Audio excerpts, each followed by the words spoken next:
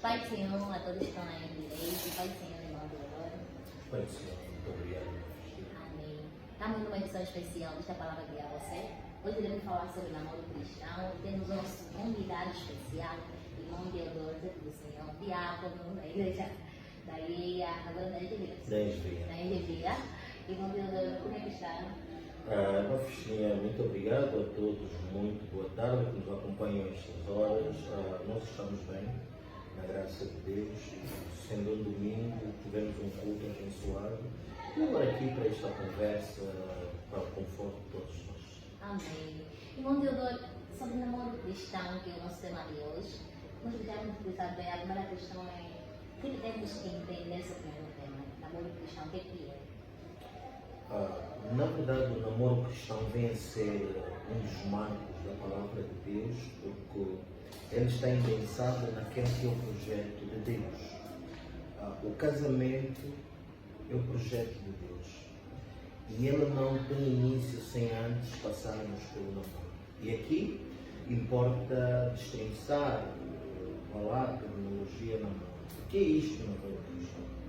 Entendemos nós que o namoro cristão é nada mais senão a relação entre dois irmãos na fé que procuram conhecer-se com o fim último da celebração do casamento. Portanto, de forma resumida, o namoro cristão é o relacionamento de dois cristãos que têm como finalidade o casamento, para conhecerem-se e terminar com o casamento. Se o final não for para o casamento, então não faz sentido e é melhor parar. Portanto, esse é o entendimento que nós temos para o namoro cristão. Há muita gente que defende que não existe namoro cristão, que não foi inventado. O que é dizer mesmo? Pronto, a questão do namoro cristão como tal, se foi inventado, se não, cada irmão pode ter a percepção que procurar entender.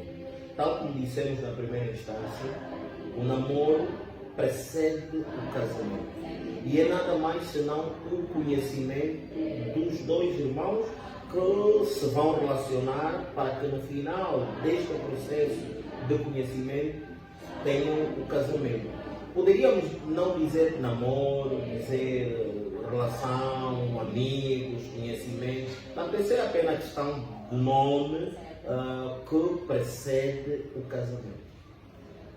Para que o namoro cristão, para que serve? Qual a importância do namoro? A importância do namoro, boa pergunta. Ele é importante, sim, porque os dois seres, os dois irmãos, vêm de lares diferentes, formados em matrizes diferentes, bases educacionais, culturais e até em termos de fé. Aqueles cristãos que de tenra idade já nasceram num berço, num lar cristão, onde o pai e a mãe são cristãos. E ele foi crescendo nesta harmonia, escola dominical, estudo da palavra, oração e muito mais. E para este é fácil depois encaixar-se nesta realidade que estamos aqui a abordar. E há outros que nasceram num lar que não é cristão, mas fruto da vivência, fruto também do cumprimento da palavra de Deus, onde Jesus Cristo orienta os seus discípulos para que fossem, idem ao mundo, pregarem o Evangelho, aos que crerem sejam convertidos por aí, né? Então aquele que se converte por essas razões se torna membro de uma igreja e por razões e necessidades biológicas depois precisa encontrar um parceiro, né? E vai começar a namorar. Já são de realidades diferentes. Ele, vai lá, deveríamos falar com 20 anos, 22 anos, 25, seja lá o que for, ele se converte e depois conhece uma parceira ou um parceiro que quer levar a vida a dois, sem antes ter uma infância da palavra. E tem outro que teve a infância já na escola dominical, num lar cristão, e depois pretende então contrair o seu enlace matrimonial.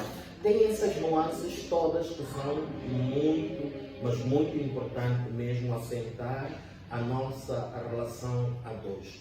E a importância do namoro vem também disso, porque muitas das vezes, na prevalência do namoro, temos uma personalidade, uma característica diferente, onde aceitamos tudo, o namorado é bonito, é fofinho, é o gato, então, mas é um gato que não arranha, né? Ele não arranha, não faz maldade nenhuma. Então no namoro tende-se, o ser humano, e mesmo o cristão, tende a perdoar tudo. Não vê defeito no parceiro. Este é o lado que não é muito bom, que depois vai evoluir para o casamento. No casamento, diz-se todas as máscaras, né? Ali já são vocês os dois. Tem também a primeira fase do casamento, que ainda está imbuído no próprio espírito do namoro, mas à medida que a relação vai perdurar, as pessoas vão se desmascarando, vão sendo muito mais natural e tem trago também consequências. Por isso, importa aqui dizer que muitas das vezes, mesmo no namoro, não conseguimos descortinar tudo. Eu não conseguirei descortinar a minha parceira no namoro do que vou ver durante o casamento. Eu pessoalmente não consigo aconselhar alguém dizer que namora por 5 anos, 2 anos. Não, isso não define, não determina. Né? Você pode namorar 5 anos, mas também no espírito do namoro. E no casamento a realidade é completamente diferente. Portanto, a importância do namoro é para conhecerem-se. Mas esse conhecer é do ponto de vista comportamental, alinhar algumas ideias do projeto de vida que vocês querem ter para depois do casamento. Então é para conversar exatamente isso. Conversar os gostos da parceira, do parceiro, serem o mais transparente quanto possível e necessário. Muitas das vezes não somos transparentes no namoro e achamos que tudo está bom, tudo é um mar rosa. Mas deixa eu passar sim. Posso dar o caso de que pensamos muito no namoro através da partilha da chave. Diz que é importante tem que preparar com o cristão para ser parceiro. Então, alguns já vão por esse tipo de ideia, se for muito verdadeiro. Sim, mas como cristão, acho que a nossa postura, a nossa forma de ser e de estar deve ser mesmo sem máscara, né? Devemos ser honestos. Agora, não é procurar fingir ter um relacionamento, o que a Bíblia chama de hipocrisia, e muitas das vezes até nós os cristãos somos hipócritas, e no namoro tem havido muita hipocrisia, porque muitos procuram transparecer o que não são na vida real, e depois vão pagar a fatura. E é triste, quase punge o coração, quando nos deparamos com jovens cristãos casados a terem que divorciar-se. O princípio do casamento é até que a morte os separe. Portanto, o casamento não é brincadeira, e aqui queremos apelar aos nossos irmãos na fé que nos acompanham, que o casamento é um ministério, é um ministério muito grande. Portanto, se for para brincar com a irmã, é melhor não avançar por amor, é melhor não avançar mesmo. Portanto, é algo muito sério que deve ser encarado com muita responsabilidade. E aqui temos muitos jovens na igreja que namoram 5 anos, 7 anos, 10 anos. O irmão está namorando tanto tempo que não é para conhecer a irmã. Não, você não vai conhecer. E mesmo depois do casamento, é um processo de conhecimento.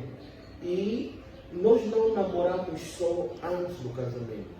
Mesmo depois do casamento, temos que continuar a ser namorados. E eu chamo a minha esposa, eu a trato como minha eterna namorada, né? Independentemente dos anos de casado que nós já temos. O processo de se conhecer é contínuo. O ser humano é um projeto em construção e não termina. Então, nós só vamos terminar esse processo quando Jesus Cristo vir pela segunda vez arrebatar a sua igreja. Então, não tem fim, o namoro não tem fim. Acho que não Deus já consegue responder essa minha questão. Por que devemos namorar? Qual é o objetivo principal do namoro?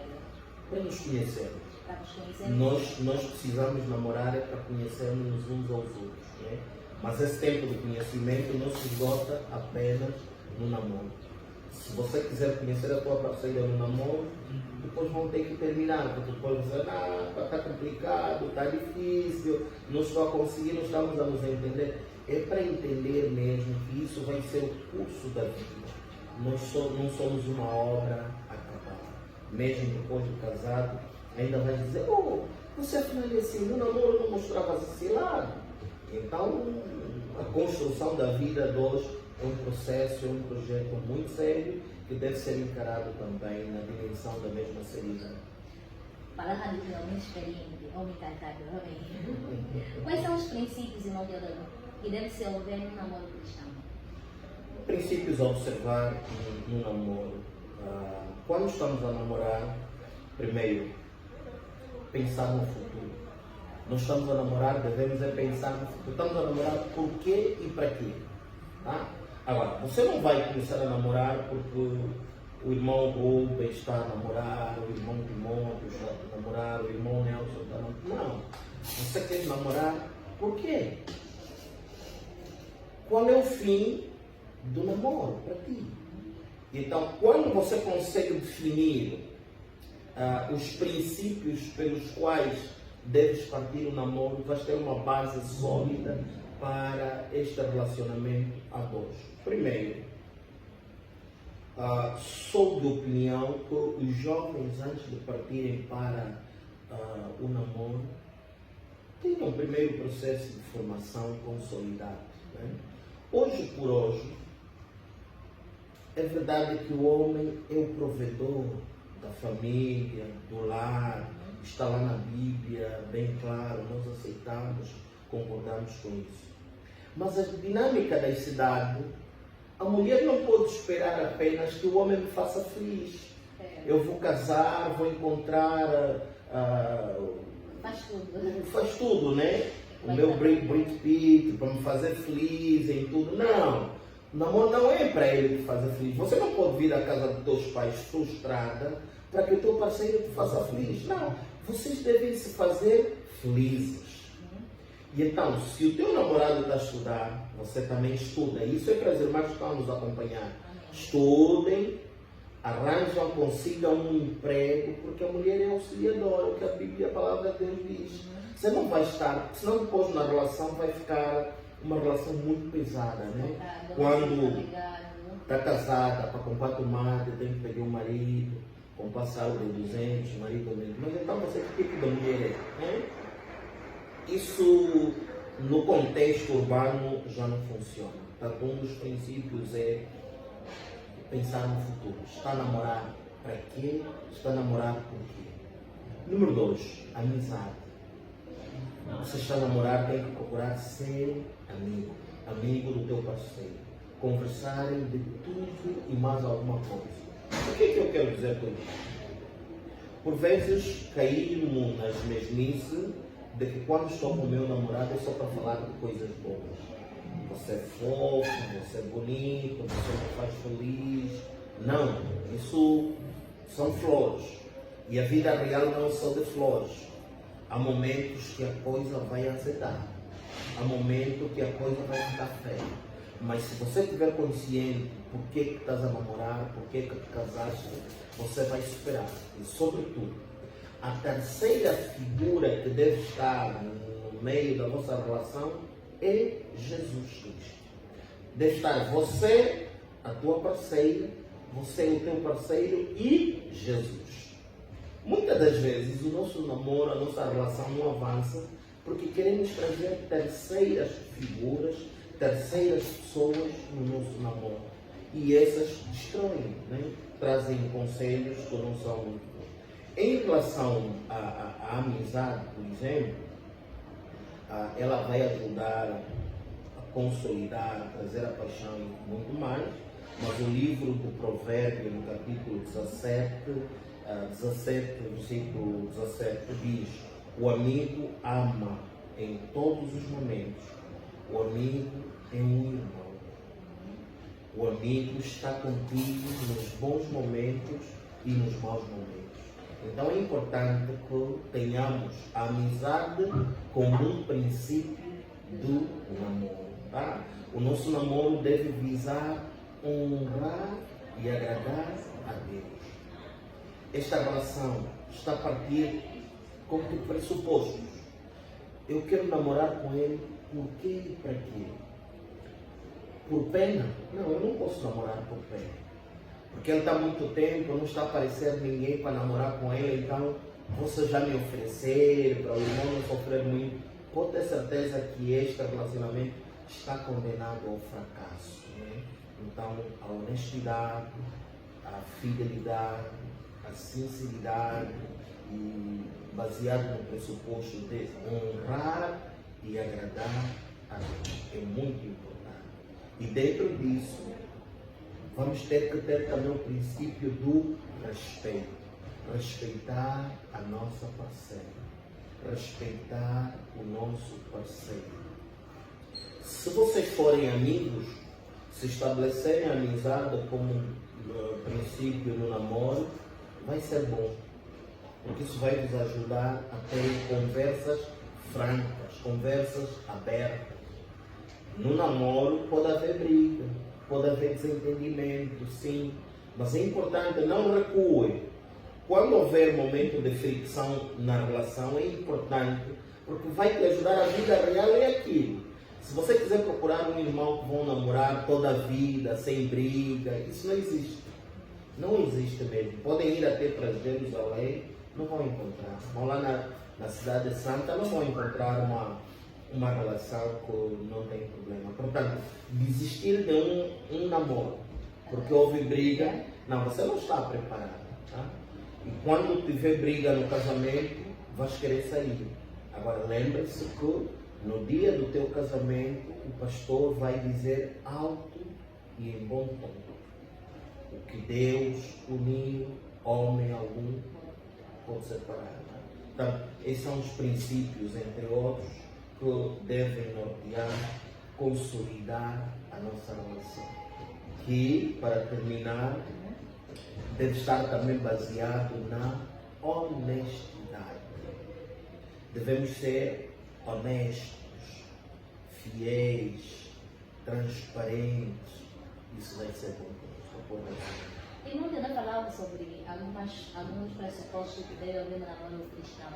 A questão também que não queria destacar é sobre, sendo um namoro cristão, e não Deus falou muito bem sobre que tem que ter 3 pessoas: o namorado, Cristo e a namorada. Nesse aspecto, quais são outros pressupostos que São Bento tem que ter? Porque existem alguns cristãos, algumas pessoas que ficam perguntando se é possível um namoro entre 2 cristãos, coisas que não são santas ou que vêm na TV ou nas novelas. Para alguns já como um beijo, aperto, sexo, esse tipo de coisas, à luz da palavra de Deus. Esse tipo de atitudes é lícito, é bíblico, é santo, ou bem na nova cristã. Também no esse ano, o ministro colocou assim que eu estou convicto que é a minha noiva. E ele colocou que eu já ali apresentando no pai dela, eu vou dar casamento. E colocam os passos de namoro, faz apresentação, eles não são casados, mas tem a tendência de confirmar que pode haver sexo, pode haver beijo, pode haver. Ele está convicto de que essa é a futura esposa. Sim, boa questão. Isso chama-se imoralidade autêntica. Portanto, a Bíblia nos diz para fugirmos da tentação, tá?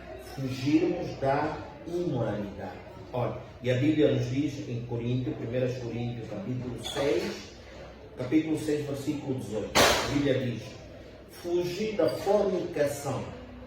O que é fornicação? Fornicação é relação sexual de 2 solteiros. Os 2 são solteiros e se envolvem sexualmente.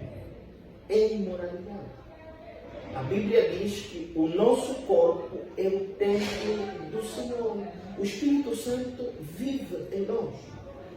Todo o pecado é cometido fora do corpo. A imoralidade sexual é cometida dentro do corpo. Todas as vezes que o irmão ou a irmã cometer a fornicação, lembra-se que você contaminou o templo do Espírito Santo. Ora, a relação sexual durante o namoro é pecado. E isso que esteja claro, é pecado, não é a irmã Festinha que está a dizer, não é o irmão Feca que está a dizer, mas é a palavra de Deus. E nós obedecemos a palavra de Deus. Sexo só depois do casamento. Ok? E então, quem fez uma pergunta interessante. Se durante o namoro podemos beijar, abraçar por ele. Mas que tipo de beijo? Beijo, muitas vezes os cristãos dão linguados, fazem beijos que acabam carícias que acabam por provocar a lascívia. Mas esse mesmo é cristão? Muitos dizem que são, ou seja, é mesmo da formação que já vemos nas igrejas também, há que são cristãos. Nasceu de novo? Dizem que nasceram de novo. Não. Porque o cristão que nasce de novo tem temor a Deus. Quem nasce de novo, a Bíblia diz que quando nascemos de novo as coisas velhas passaram. O passado se torna mesmo passado. E não podemos ter saudades do nosso passado. Por ser mau, por ser uma lascívia. Um beijo linguado para a tua namorada excita o corpo, desperta todos os neurônios, desperta toda a atenção do corpo.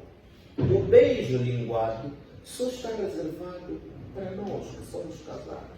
Nós temos este direito e nos é legitimado pela Bíblia e pelo ministro que celebrou o nosso casamento. Por isso é que tem testemunha. Quem autoriza o primeiro beijo linguado é o pastor.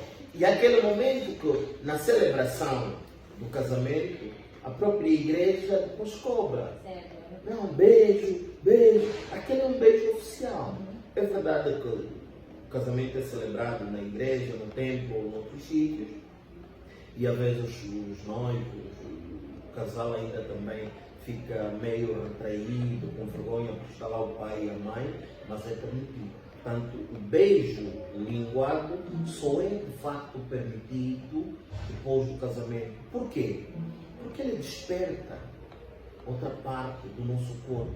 E que, como namorados, que ainda não sois casados, não sois permitido.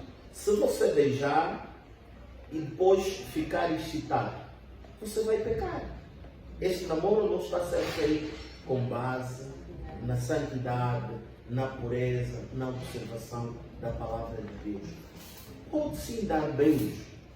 Um beijo das bochechas, da testa, ok? Aí sim.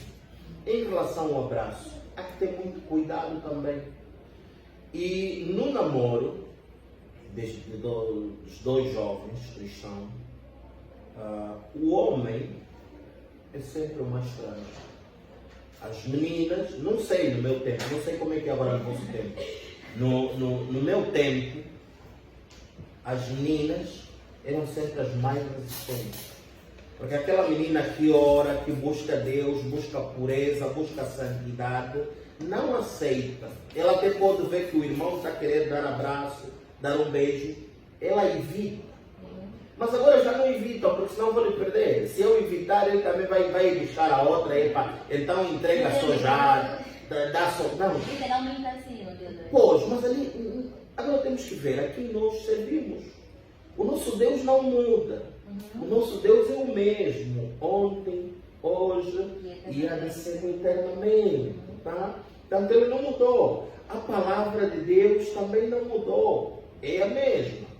Quando você quer dar abraço à tua namorada, tua futura esposa, lembre-se que como cristão, quando estamos a namorar, é para terminar em casamento. Se não for para terminar em casamento, é melhor parar.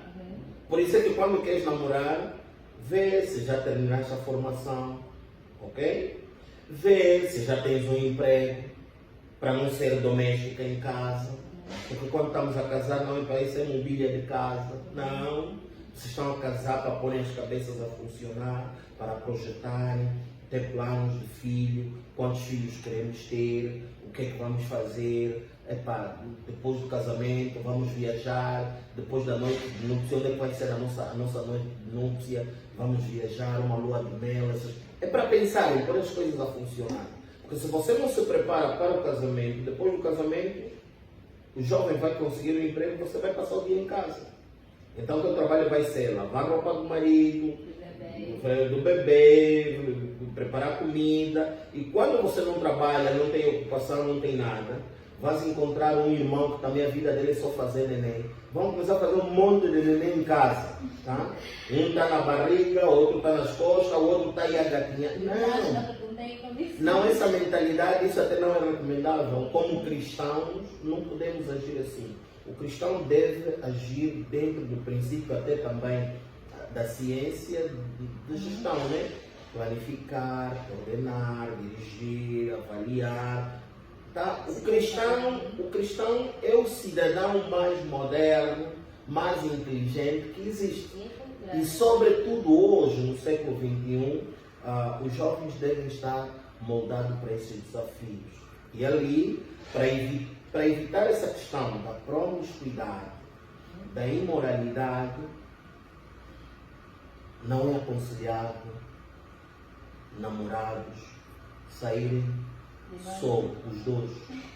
Não. Tem que ter uma vela aí no meio. Olha, nós, na nossa era, nós às vezes dizíamos assim, meio sério, meio a brincar, que quando estivéssemos a namorar tínhamos que ter a Bíblia no meio, né? Portanto, quando tentar abraçar a irmã, a Bíblia está aí, pelo menos vai travar. Então, ter sempre a presença de um amigo, apesar de não, isso vai acender vela. Mas tem amigos que já colaboram, tem amigos que acabam, em vez de ajudar com o pai, indicando quando cada uma comida, e é questão de podem me levar. Fuja desse amigo. Esse amigo não está para te ajudar. Se preserve, se reserve para o teu esposo no futuro, ok? Tanto o corpo da mulher é beleza para o seu marido. Tanto ele tem que estar curioso para depois do casamento, o que ele vai encontrar no dia da noite de núpcia. Tem que ter novidade, tem que ter surpresa. Você já ofereceu toda a surpresa durante o namoro? Olha, tem, mas noite de núpcia para quê? Se você no namoro era bar aberto. Quer dizer, cristãos que comprometem o nome de Cristo, o nome da igreja, não há santidade, não há pureza no namoro. E há muitos jovens cristãos que sabem, inclusive, que o irmão anda na carne, vive no pecado, não conversa com o irmão para parar de praticar aquilo, não chama atenção e nem sequer informa os pastores. Porque tem medo que se informar aos pastores, ele vai para a disciplina e eu vou ser o culpado. Não. Se fores culpado porque salvaste a vida do irmão, glorificado seja o nome do Senhor, né? Agora, quando não o fazes, estás a ser cúmplice, tá? E aquela culpa não é só dele, mas para ti também, que fizeste a cobertura do pecado. Amém. Ou seja, não só quem faz o pecado, mas também quem acaba por acudir ou esconder o pecado. Porque aí está a ser padrinho de pecado, né? Quer dizer, um pecado apadrinhado. Aqui a outra questão que vai. O irmão já falou um pouquinho sobre condições, né? Aqui tem uma questão que tem ligada a isso, à luz da palavra de Deus. Quando é que um jovem pode pensar em dar esse passo? Irmão Teodoro, existem irmãos que, em função das condições biológicas, querem já casar, mas olhando para as condições sociais e financeiras, o irmão não vai depender 100% da igreja ou 100% de parte do terceiro. Em termos de pensar em casar, qual o conselho que daria a vida para ela? Sim, é um conselho que está na própria Bíblia. Lá no livro de Gênesis, a Bíblia diz: deixará o seu homem pai e mãe, e os dois serão apenas um. E Deus está a dizer a Abraão: sai da tua terra, sai da tua parentela e vai para a terra que eu te mostrarei. Ora, casamento é isso. Quando você está a casar, é para sair debaixo da cobertura do pai. O marido deixa de depender do pai e vai formar um novo lar. Então, o sair aqui, em termos de casamento, não é apenas sair em casa do pai, é também sair geograficamente. Por exemplo, estamos aqui na Engevia, está aqui a casa do pai, você não é só sair daqui e construir a tua casa ao lado. Quando o sal acabar, vai buscar a casa do papai, da mamãe. Não, sai daqui da Engevia e vá, por exemplo, para Cacoá, vá para o Benfica, vai no Lubango, vai na Europa, casa e vai, se manda. Cria uma nova família. Por isso, é importante que quando queres casar, e casamento é isso, casamento está a falar de casa. Quem casa, quem quer casar, tem que ter casa. Você não pode casar para ficar no quarto anexo da casa dos teus pais. E você, como menina, não aceita isso. São essas coisas que devem ser conversadas de forma apurada, não de forma apaixonada, durante o namoro. Tá? E ali está a importância da formação, do emprego, ok? Para que quando sair da casa do teu pai, saia mesmo da dependência dos teus pais.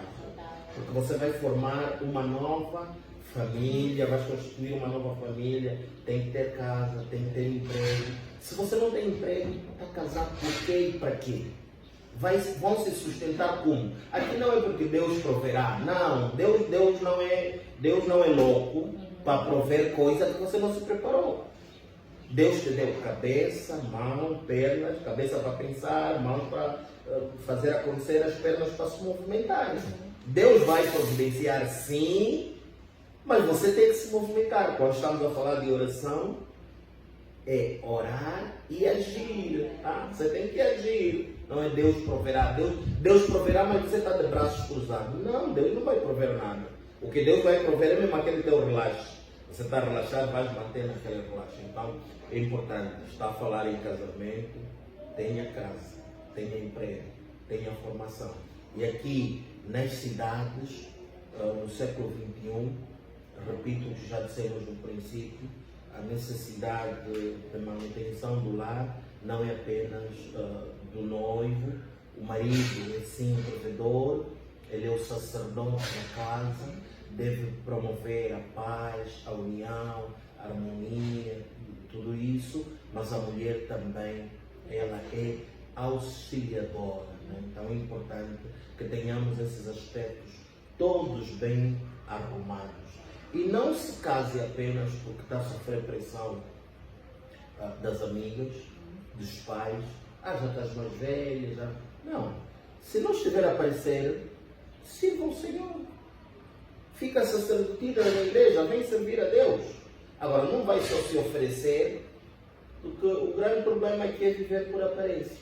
As minhas amigas todas já estão a namorar, as minhas amigas já casaram, eu ainda não apareceu, então qualquer um que aparecer Já não usa mais para aceitar. não se oferece, só já, né? Quer dizer, está cá, se oferece, não é bom. E sobretudo, como cristão, temos responsabilidades para conosco mesmo, para com a palavra que nos pregamos, para com a sociedade, porque a palavra diz-nos que vós sois o sal da terra, a luz do mundo. Então temos que ser modelos para a sociedade, na escola, no local de serviço, onde estivermos. Não podemos ser só cristãos na igreja, cristãos no domingo. Não. Como é que somos tratados no nosso local de trabalho? O que é que os nossos colegas falam de nós? Não é? Se você é um cristão que na sala de aula, na faculdade, és um cabulador, faz prova, só a cabular, a pedir a segunda questão, dá só o número 2, você não está a testemunhar a Cristo, não é? Quer dizer, pode até levar isso de ânimo leve, mas tem-se dito que é de pequeno que se torce o pepino. Se na escola você cabula, você não é honesto, você não é fiel, no namoro não vai ser. Depois vais pensar que dar um beijinho ao parceiro é algo normal, é algo natural. Dar um abraço, o abraço conchegado com o parceiro, se estiverem só os dois é perigoso, porque o corpo da mulher e o corpo do homem são opostos. Quando eles se encontram, o sinal positivo e negativo atrai ali ao atrair-se aquela, não, você me dá seu abraço, você já é mesmo minha, eu não vou te deixar, eu tenho um compromisso muito sério contigo, acredita no que eu estou a te dizer, você e eu, não, a pessoa está faltando no casamento porque eu já te considero minha, você também emocionalmente vai se levar e vai acabar no pecado. Dissemos em instante que deve haver entre os namorados a Jesus Cristo. Para além disso, devemos ter uma pessoa adulta para nos aconselharmos. Sim, sempre que tivermos uma dúvida, vamos lá saber, vamos lá nos aconselhar. Porque é bíblico também. Ninguém caminha só. Nem mesmo Deus caminha só. Quando Deus fez o mundo, Deus Pai, Deus Filho e Deus Espírito Santo. E Deus disse lá no princípio da Bíblia: façamos o homem a nossa imagem e semelhança. Deus não estava sozinho. Deus não caminhou sozinho. Estava com o Filho e estava com o Espírito Santo. Por que no namoro queres caminhar sozinho? Não vais lá chegar. Nós vamos precisar sempre um do outro se queremos ter um futuro espiritual, cristão, com uma certa maturidade, para a honra e glória de Deus. Porque quando estiver a sentir aquela paixão, aquele fogo a querer beijar, pergunta se mesmo aquilo agrada a Deus. Tudo que você quiser fazer, pergunta se agrada a Deus. De certeza que não. Amém. Irmãos, tem que ouvir muito e muita verdade na hora, porque somos seres de Deus, temos que agradar a Deus em tudo. A questão, irmão Teodoro, e muito bem a abordagem feita. Quais são bíblicas que se dá para a questão que tem fornicação?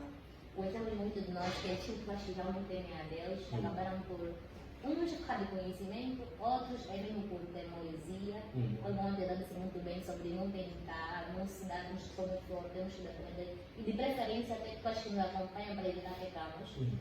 Existem cristãos, né, que ao longo da caminhada nesse percurso são servos do Senhor, são cristãos convertidos, mas acabaram por não ter atenção a esse problema, quando está em fornicação. Como é que a Bíblia lidar com isso? Como é que a igreja lidar com esse tipo de irmãos? E como é que nós, como cristãos, devemos ficar nessa situação? Muito bem.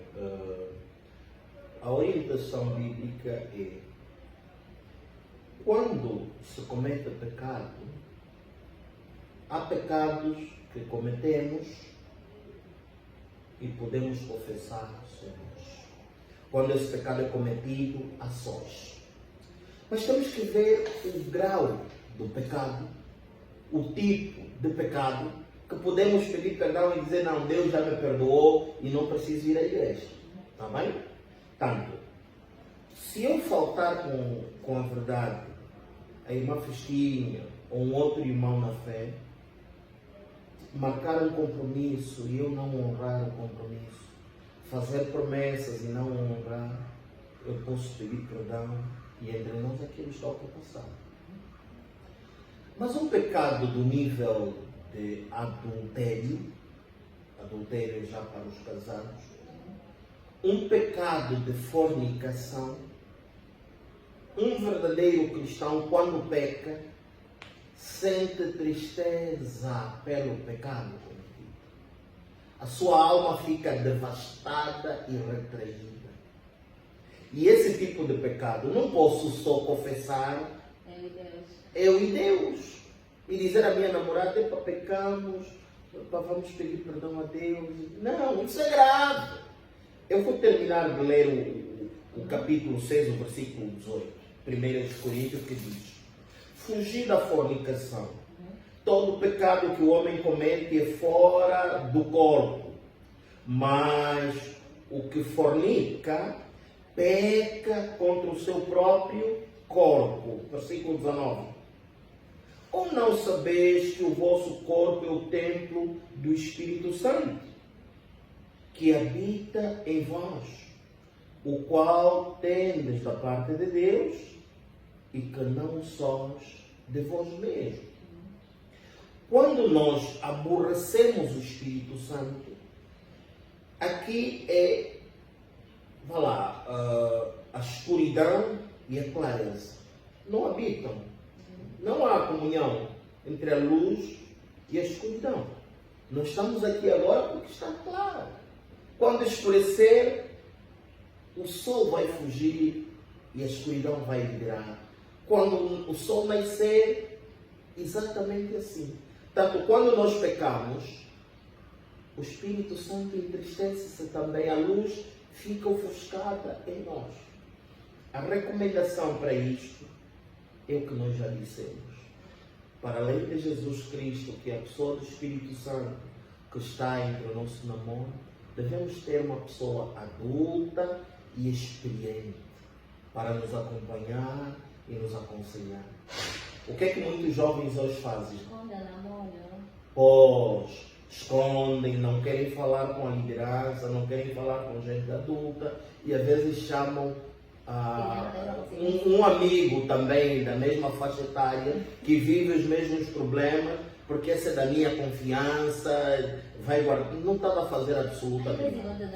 Que acontecer é o de apoiar, né? Para apoiar, sabe que se chama uma trata um pouco mais rigorosa, não? Aquela trata vai me apoiar, é que chamam para ser como conselheiro do namoro. Pois, então aí estamos a falar também de falta de maturidade. Certo. Não há maturidade em vós. E é sempre bom ir buscar pessoas adultas para nos orientar. Por quê?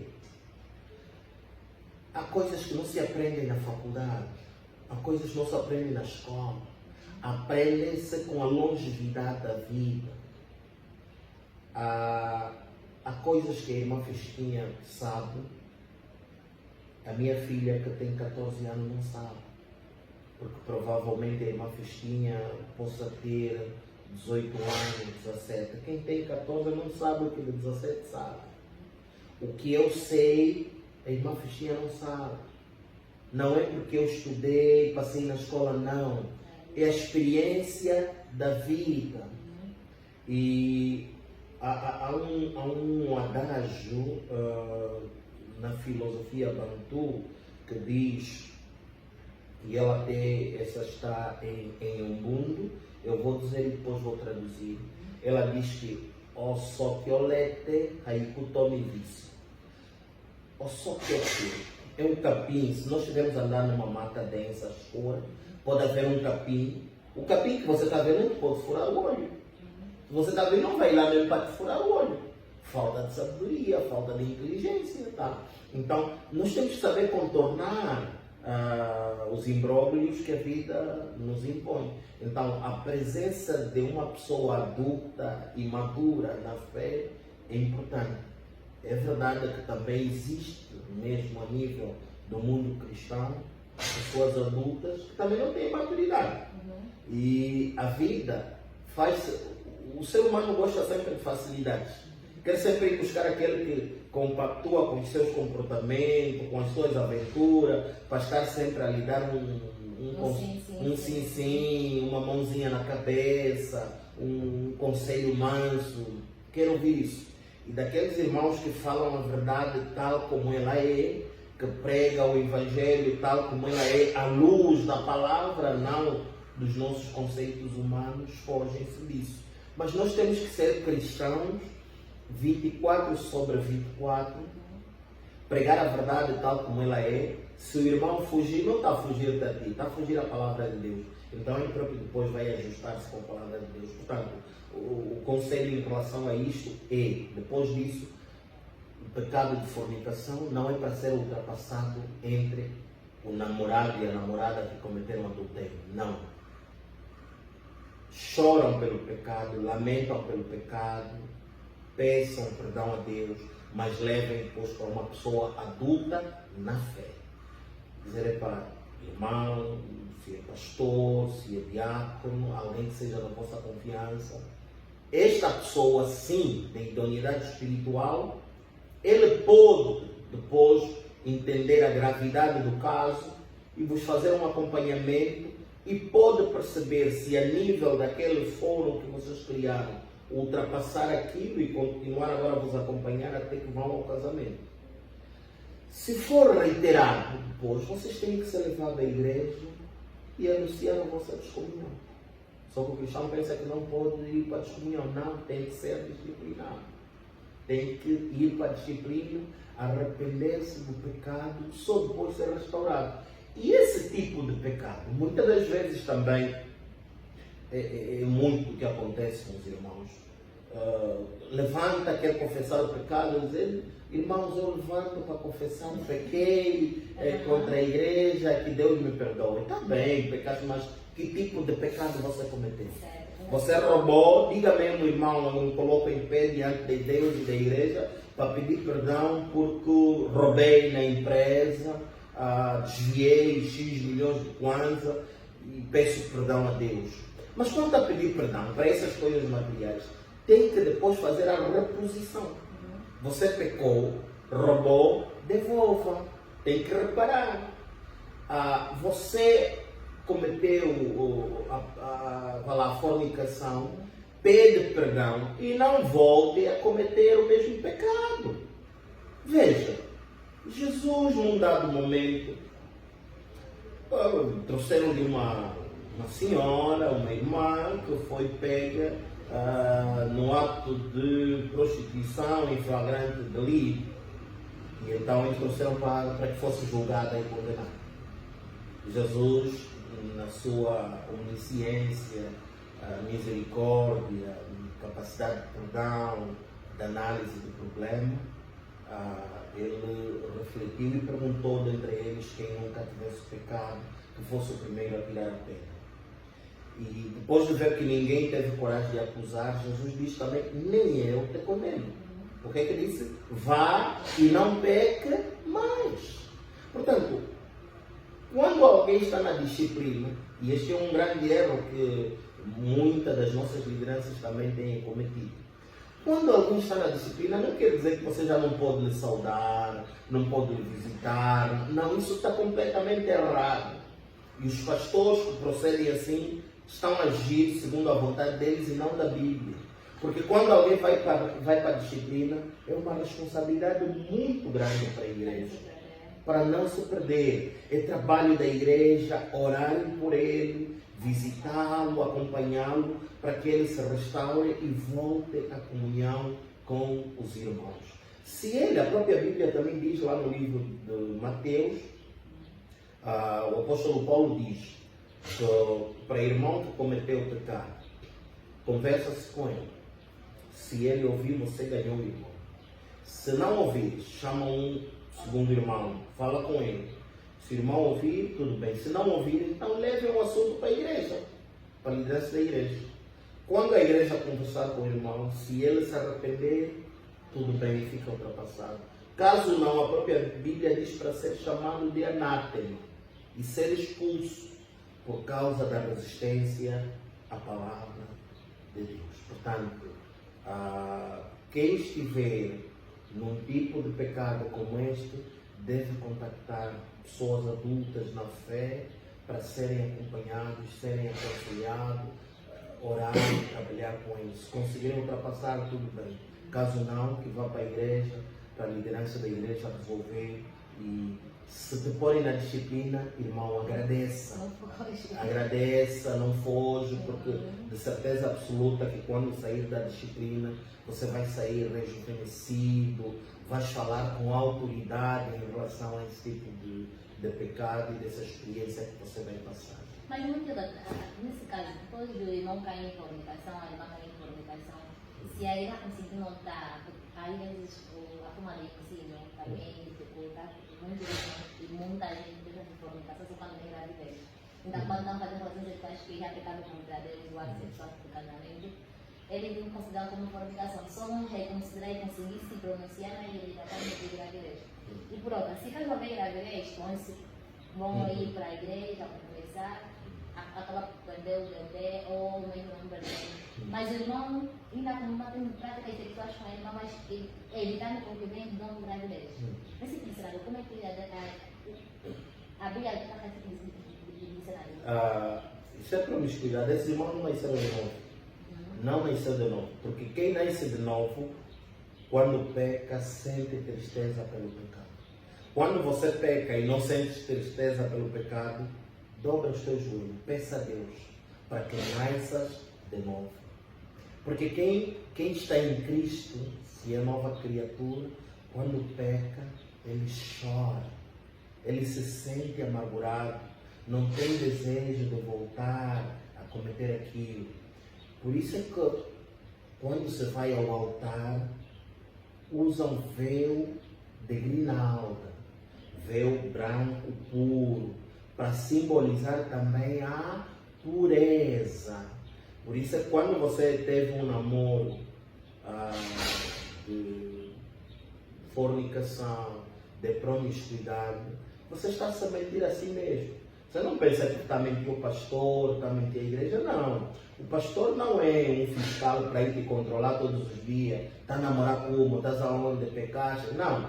Você tem que ser pessoa adulta para que se apresente santa, que seja um cristão que não tenha nada de que se vergonha. Se este irmão pecou, arrependeu, voltou a pecar, esse deve ser expulso da igreja, vai para a disciplina. Se não aceita, expulso da igreja, porque você é um anátema, está a resistir à vontade de Deus. E a igreja tem que ser santificada, a igreja tem que ser pura.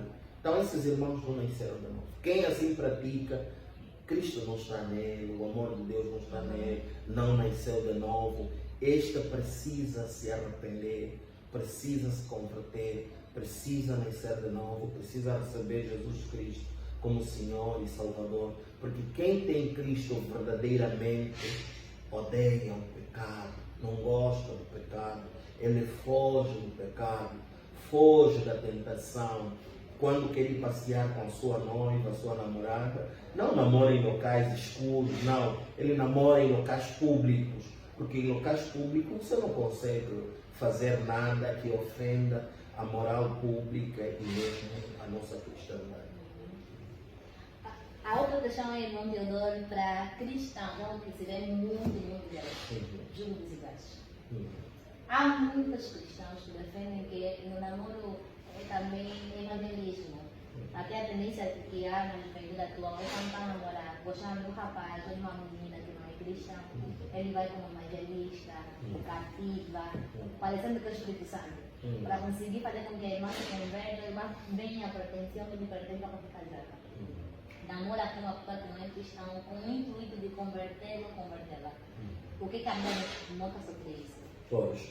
É bem comportado, até alguém fazendo bem comportado, é alguém que é educado, moralista. Então, eu amo dele, não porque é aparência, mas esse comportamento dele me atrair. Lembra que não conhece Jesus, depois de conhecer, uma pessoa, esse tipo de argumento tem surgido. Nós, como jovens cristãos, para ter um namoro cristão, a luz da palavra, isso é certo? Não, a Bíblia nos recomenda a não termos julgo desigual. E aqui, julgo desigual, o que é que é? Quando professamos fé diferente. Por exemplo, um evangélico a ir casar-se com um muçulmano. Não tem como. Um evangélico a ir casar-se com um adventista do sétimo dia. Pois, um evangélico a ir se casar com uma testemunha de Jeová. Portanto, a paixão é cega. E ela por vezes te conduz e diz, mas ele vai mudar, trabalha nele, entrega a palavra e tal. Não, você depois é que vai ser arrastado.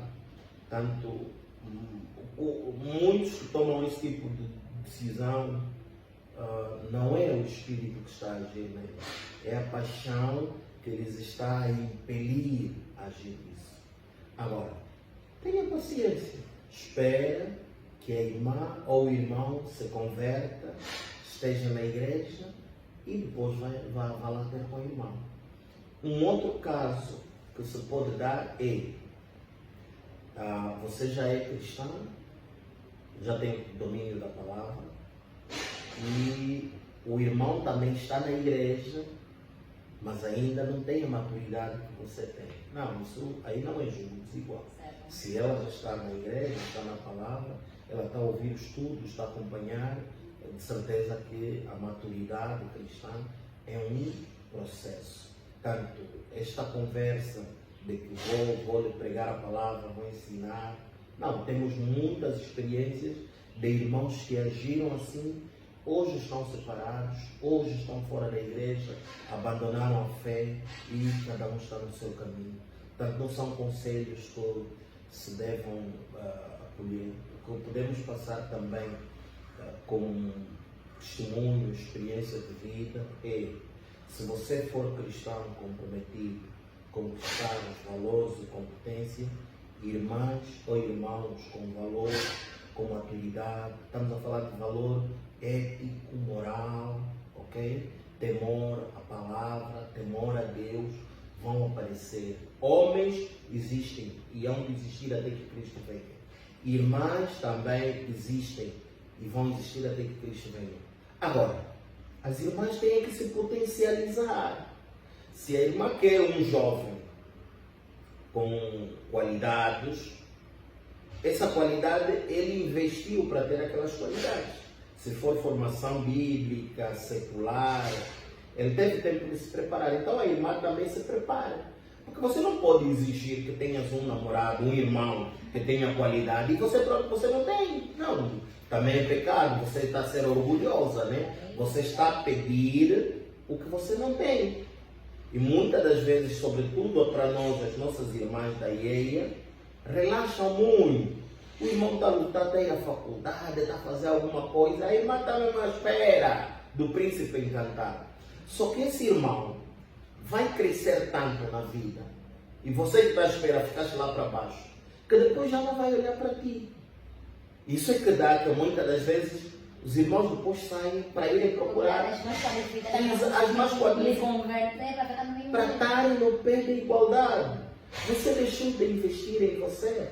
Então, em vez de estar atrapalhada e perdida com coisas fúteis, invista em você, porque vai chegar um tempo que você vai brilhar e eles é que vão vir, você vai escolher, este sim, aquele não, esse. Por quê? Porque também agora tens qualidade, você estudou, você se formou, você é educada, você tem berço, você sabe fazer as coisas e depois eles vão vir, não vai ser mais você ir atrás dele. Então, invista em você espiritualmente, seja mulher de oração, mulher temente a Deus.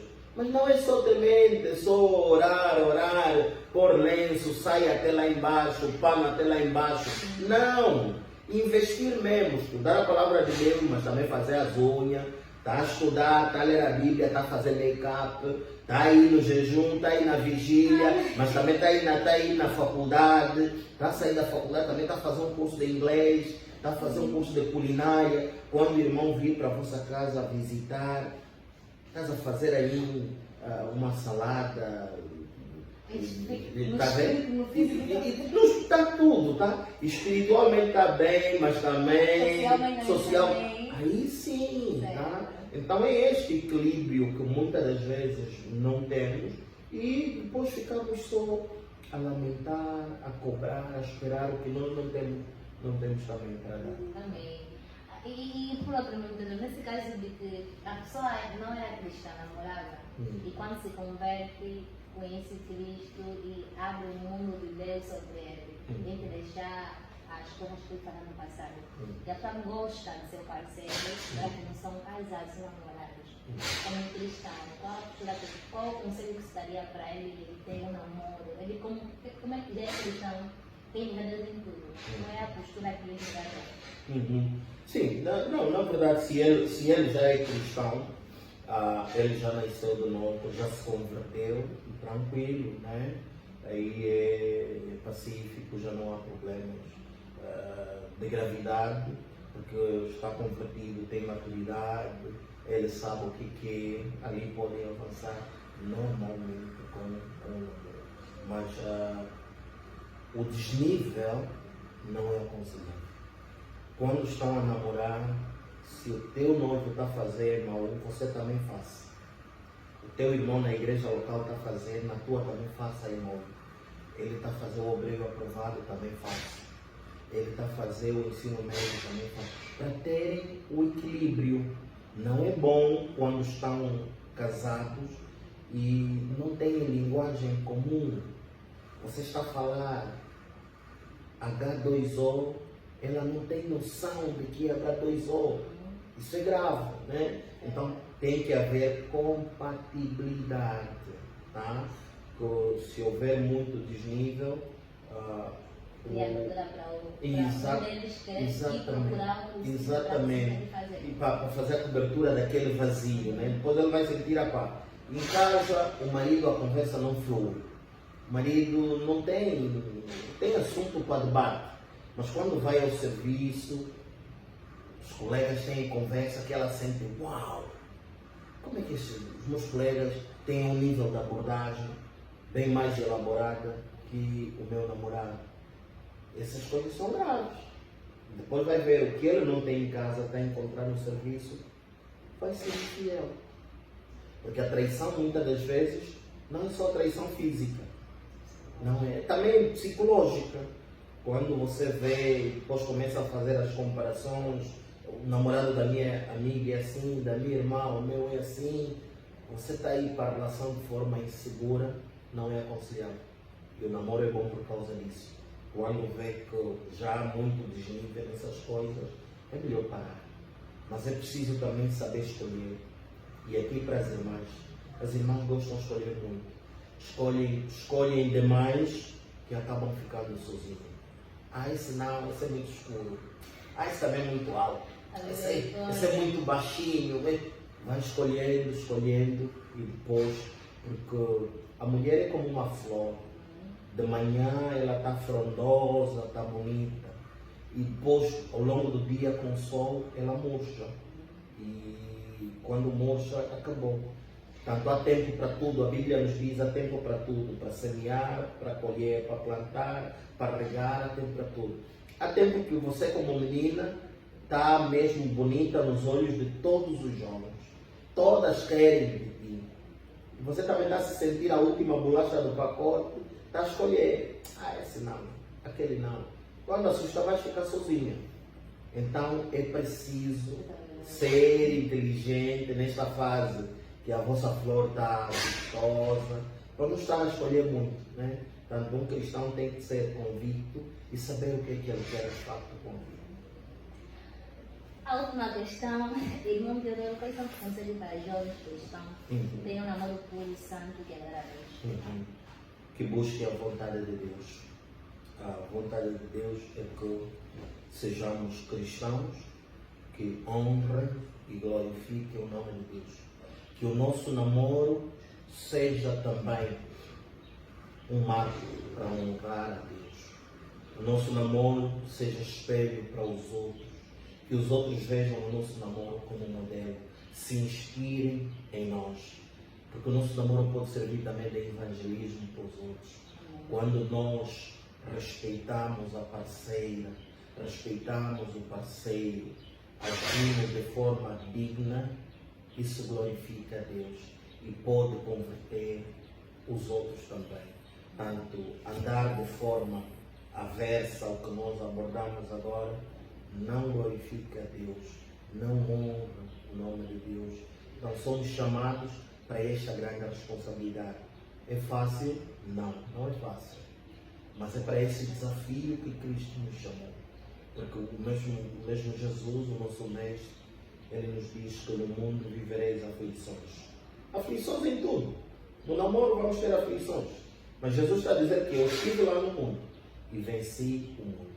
Se nós tivermos Deus como centro do nosso namoro, da nossa vida de hoje, Ele próprio vai estar na dianteira e vai lutar para nós. Os nossos desafios, Ele vai desbravar todos os problemas que tivermos no namoro e desse jeito continuaremos a honrar e a glorificar o nome santo do nosso bom e eterno Deus. Muito obrigada, irmão Teodoro. Creio que em nome de Jesus somos edificados, podemos sentir um namoro santo, cristão, e de adorar a Deus. E acima de tudo, colocar 1 Coríntios 10, 31 em prática. Quer comares, quer bebares, quer falar tudo para a honra e glória de Deus. Não deixa de abençoe. Espero que em nome de Jesus sejamos jovens cristãos e briguem para a honra e glória do nosso bom Deus, porque Ele merece. Amém. Muito obrigada, meu Deus. Amém, muito obrigado. Nós é que agradecemos o convite. Esperamos que os irmãos reajam, vão fazendo os vossos comentários, Certo. qualquer dúvida, qualquer pergunta, o canal está aberto. Deixem as vossas perguntas, as vossas sugestões e sempre que tivermos possibilidade poderemos então responder. Que Deus os abençoe. Amém. A Pai tem amém.